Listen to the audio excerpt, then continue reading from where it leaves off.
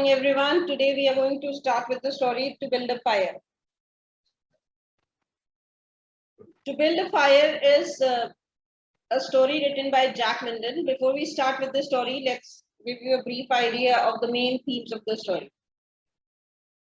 The first and the most important theme is man underestimating nature, right? Man, because he has acquired so much knowledge, so now what has he started doing? He has started thinking himself to be more powerful than nature, right? You know what the consequences which we are facing today in today's world. The entire world is suffering. It's one of the reasons for all this is this only, man underestimating nature. And starts underestimating nature, these are the consequences. Nature will teach man a lesson. In the end, in this story also, a similar thing happens, right? The protagonist of the story dies in the end because, again, he underestimates the power of nature.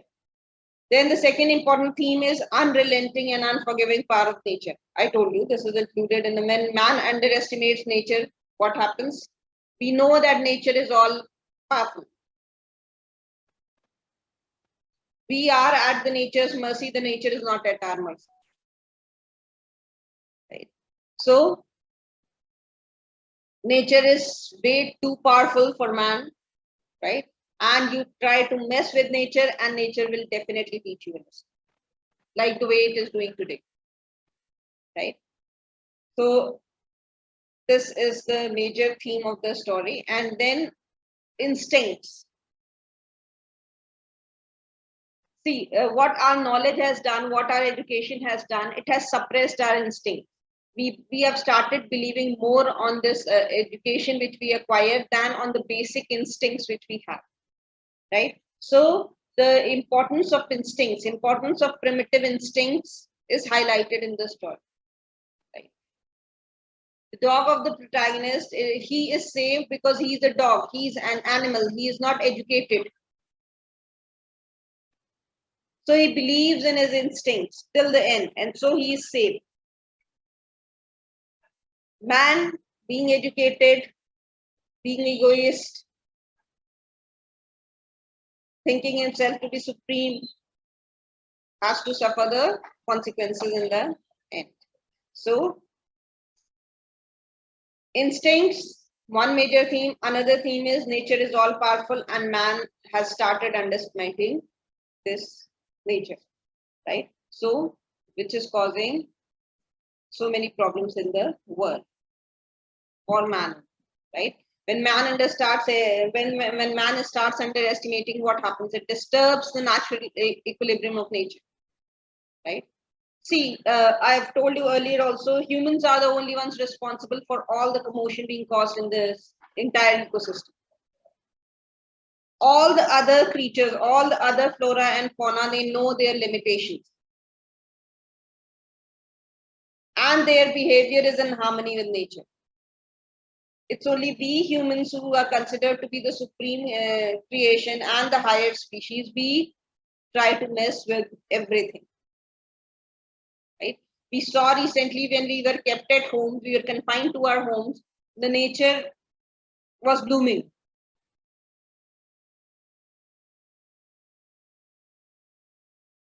Yes or no? Last year, whatever we saw, the rivers were cleaner, the skies were clearer, right? The smog and all these things, it was under control. The air was fresher. So why was all this? Because we were confined, the ones who caused the greatest harm to nature, those creatures were confined in their homes, and so the nature started thriving and improving, right? So it's like a warning to the humans that we should start accepting the supremacy of nature and respecting. That is important. If we not do, very soon we'll land ourselves in a situation that nothing could be done, and then there will be complete disaster. Right? We'll be very soon we'll become the extinct species from this planet. Right? So let's read. Day had begun, cold and grey, exceedingly cold and grey, when a man turned aside from the main Yukon trail and climbed the high earth bank, where a dim and little traveled trail led eastwards through the fat spruce. So day had broken. Day had broken means it was the time of morning, cold and grey. So it was a very cold morning, exceedingly cold and grey. See, the writer has again stressed on the cold and grey, right? This phrase the writer has stressed twice. So what is he trying to do? He's trying to emphasize on the temperatures and the weather, right? That it was very much cold and grey. When a man, and what was happening on this cold and grey morning? A man turned aside from the main Yukon trail, right? So trail means the passage, right? So path or the passage, he turned aside. He moved away from this path and climbed the high earth, right? What is the earthland? Earthland is a bank or a mound of earth, right? So he climbed on the bank where a dim and little traveled trail led eastward. So what was happening from that path, another path led towards the east through the fat spruce timberland. Spruce is a type of a tree, right? So where these spruce trees were growing from that way, right? Another part led eastward where the spruce trees were growing, right? So what can you make out from these lines? That there is a man who is traveling to some place on a very cold winter morning. Somebody read. Who will read?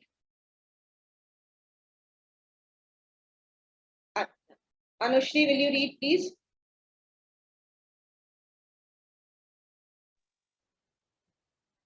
Yes, ma'am.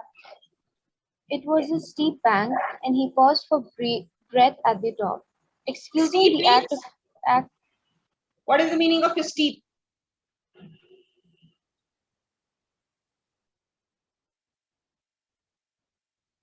Means it was not like plain or even, right? So what happened? He had to see when you like walk through steep areas. Then what happens? You find it difficult to walk. It is more tiring. So that is why he paused for breath at the top. The moment he reached the top, he paused for breath. excusing the act of himself by looking at his watch, it was 9 o'clock. There was no sun nor hint of sun, though there was not a cloud in the sky. It was a clear day, and yet there seemed an intangible pall over the face of things, a subtle gloom that made the day dark, and that was due to the absence of sun. This fact did not worry the man. He was used to the lack of sun. It had been days since he had seen the sun, and he knew that a few more days must pass before that cheerful orb, due south, would just peep above the skyline and dip immediately from view. Okay. The man flung a look back. Wait. So a little travel trail led eastward through the fat spruce timberland. So little travel means not many people have crossed that way toward the fat spruce timberland. Timberland is the forest. So there was a spruce forest, a forest of spruce trees towards the east from that bank, and so he wanted to go that way.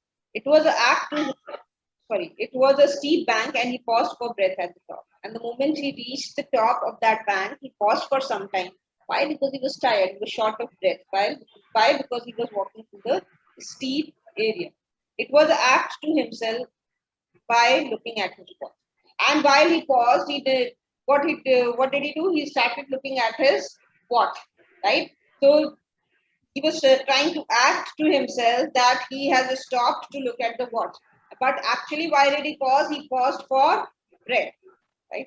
But he was acting to himself that he stopped there to look at the time. It was 9 o'clock. So it was 9 o'clock in the morning, and there was no sun or hint of sun. So again, we know that the weather was very cool, right? Because there was no hint of sun, right? Neither sun was visible, nor there was any chance of sun being visible. Though there was not the cloud in the sky, not even in a single cloud was there on the sky. It was not cloudy, but still there was no sun. It was a clear day, and yet there seemed an intense, tangible fall over the face of things. So, means everything was gloomy because of the lack of sun, because of everything being so cold, the temperatures being so low. So everything was gloomy, right? Nobody was out. People must have been inside their houses, right? Sitting near the fireplace, trying to keep themselves warm. So obviously everything will be gloomy. So there was an intangible fall over the face of things. So there, everything around, in everything in the atmosphere was very sad and gloomy. A subtle gloom that made the day dark. So there was no hustle and bustle, and nobody, no noise was to be heard. There was only one single man walking, right, in such a cold morning. So there was a gloom that made the day dark, right? So there was a subtle gloom, means some little kind of a gloom which made the day dark, and that was due to the absence of sun. So though the sky was clear, though there was light, but still because of the absence of sun, right, nobody was to be seen around. It was just one single man walking, and so that made everything seem very dull and gloomy. This fact did not worry them. But this man who was walking, he was not worried because of this fact that he is alone, right? He is the one who is traveling alone. He cannot see anyone else around him. So this fact didn't puzzle him a lot. He was used to the lack of sun, and neither was he puzzled with the temperature. He was used to this lack of sun because he must have been living in such a cold place, so he was used to such cold temperatures and the sun not being visible for days. It had been days since he had seen the sun, right? So for several days he had not seen the sun, and he was used to this kind of weather. And he knew that a few more days must pass before the cheerful orb. The cheerful orb here is a reference to sun, right? Cheerful orb here is a reference to the bright, cheerful sun, right? So before that circle, that bright, cheerful ball of light, circle of light should be visible in the sky, it will still take a few more days. Right? Due south would just peep above the skyline. And then after that, what will happen? From the south, from the southern end, the sun will peep above the skyline and dip immediately from the view. Will peep for some time and then go down again. So this is what will happen. Can anyone guess the place? Which part of the world?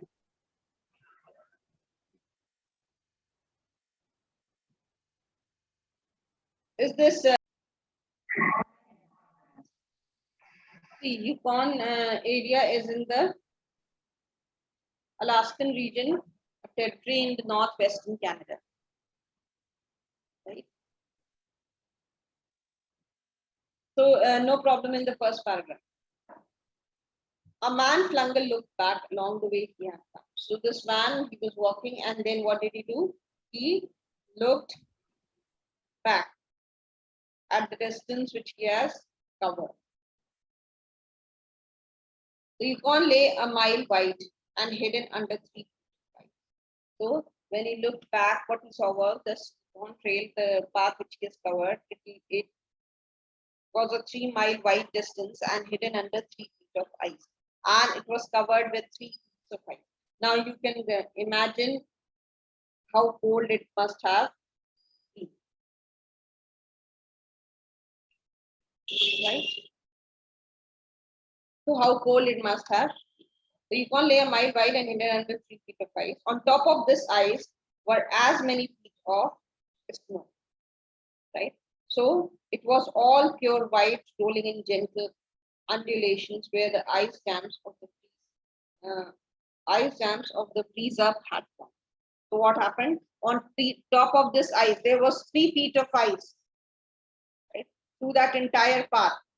What he could see. The man flung a look back. Flung a look back means he just looked back at the path which he has covered just now, and what he could see, he saw a mile wide and hidden under ice. So this path, it lay there in front of him, and it was 3 feet, was covered with 3 feet of ice, and on top of this ice were as many feet of 3 feet of ice, and above that 3 feet of ice there was 3 feet of snow, the snow which was falling. It was all pure white, rolling in gentle undulation.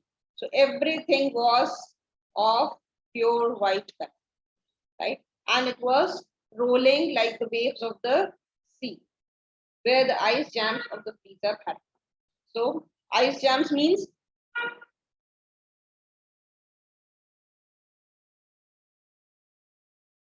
anyone?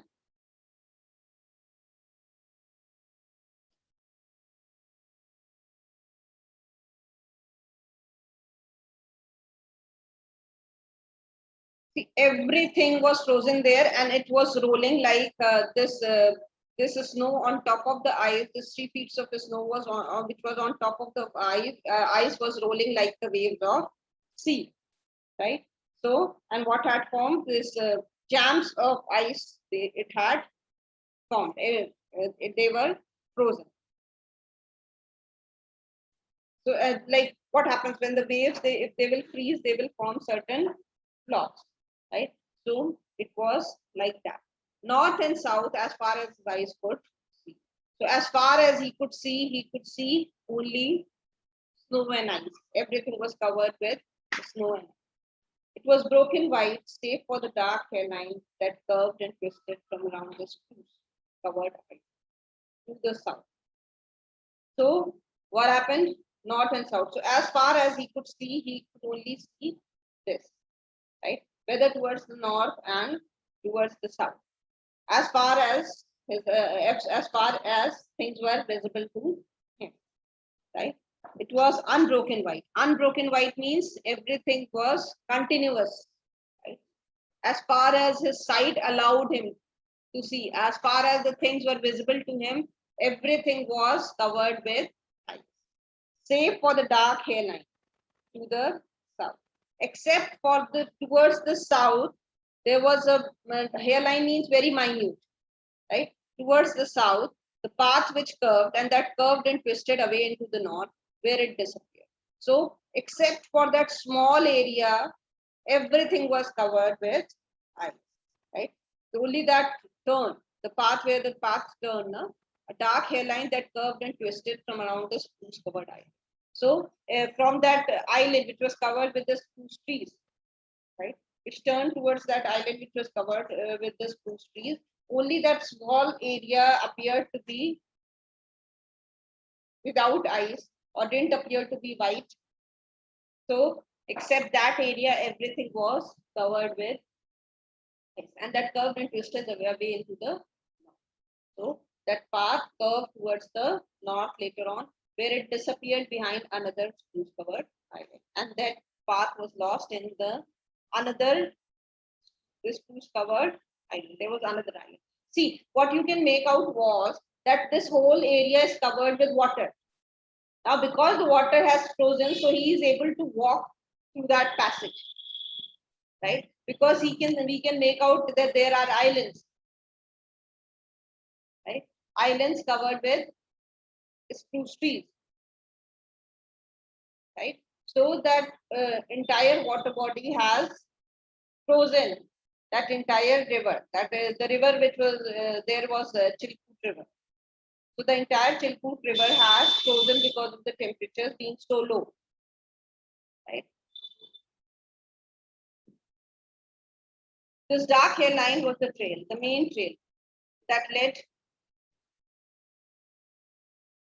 south 500 miles to the Chilkoot. So this was the main path that led south 500 miles to the Chilkoot Pass, dye and salt water. So that led north 70 miles to Dawson. From there, 70 miles was this place, Dawson, and still on the north, 1,000 miles to Dilatu, and finally to St. Michael at the Daring Street. 1,000 miles and half 1,000 more. So these were the places. Yes, given the distance of different places from the place where he was, right? But all this, the mysterious, far-reaching hairline, the absence of the sun from the sky, the tremendous cold, and the strangeness and the weirdness of it all made no impression on them. So, in spite of all these things, in spite of the weather, right? The weather being scary. The weather is scary because it is very cold, right? There was no sun in the sky, right? Everything seemed strange and mysterious. It was not normal. Everything was weird. See, that is what the writer has written. That the weather was mysterious, far-reaching hairline trail. So hairline trail, this the absence of the sun in the sky. So all these things, they are being told to us to tell us that the weather was not good, right? It was kind of dangerous to be out in such weather. The tremendous cold and the strangeness and weirdness of it all. And then he didn't have any companion. He was the only one traveling, right? Made no impression of the man. But the man who was walking, he was unaffected by all these things, right? He didn't bother about all these things. So, what does this tell us? That the man was not practical, right? Why? Because he had a lot of faith and he had a lot of pride in whatever he must have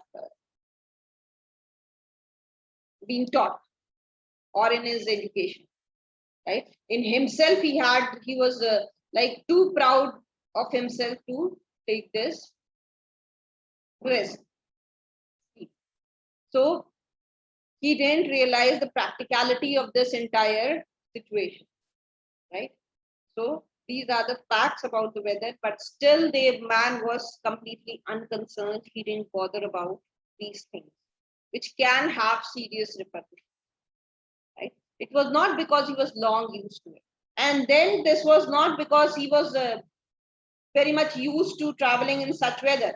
He was a newcomer to this island, right? In spite of the fact that he was a newcomer to this place, still he ignored these warnings which were given by the nature, right? The nature, the strangeness, the weirdness of the environment were warning him, right, not to be out in such weather. All the intelligent people, the experienced people, they were at home, they were not traveling. But this man ignored all these warning signs which were given by nature, and he started. And in spite of the fact that he was a newcomer to this place, right? It was not that he was used to and he was an experienced traveler in such weather, right? So he was Chechapo. Chechapo means a newcomer.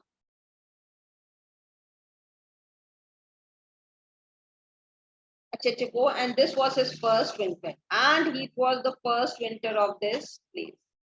This was his first winter, right? So lack of experience also is important, right? You should not take great risk when you don't have an experience of a particular situation. But this man, he was not bothered and he took this risk.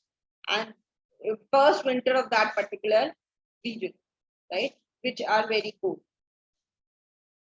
The trouble with him was that he was without imagination. So these are the character traits of man. He didn't imagine how scary it could be. So he didn't analyze the situations properly, right? That is why I said the man was not practical. He was quick and alert in the things of life, but only in the things and not in the significance. Right? What are the significance of different things in life? He was oblivious of them.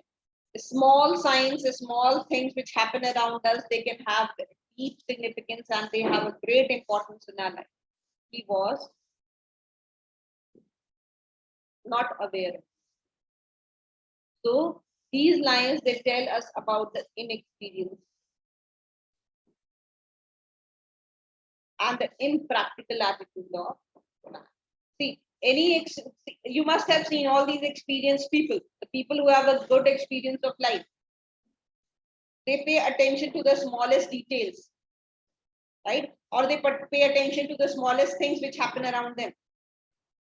But this man, maybe because of being young, he only gave importance to things in life and didn't realize the significance of life. This is one of the major problems of youth, right?